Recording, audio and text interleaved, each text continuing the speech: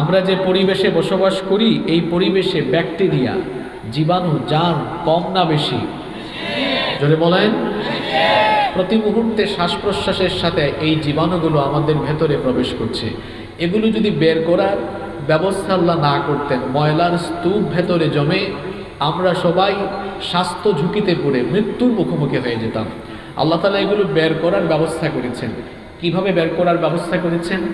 আজকের চিকিৎসা বিজ্ঞানীগণ বলছেন, মানুষ যখন একটা হাঁচি দেয়, এক হাঁচির মাধ্যমে 160 মাইল বেগে যখন বাতাস বের হয়, মানুষের ভেতরে জমে থাকা কমপক্ষে 3000 থেকে 6000 রকমের জীবাণু এক হাঁচির মাধ্যমে বের হয়ে যায়।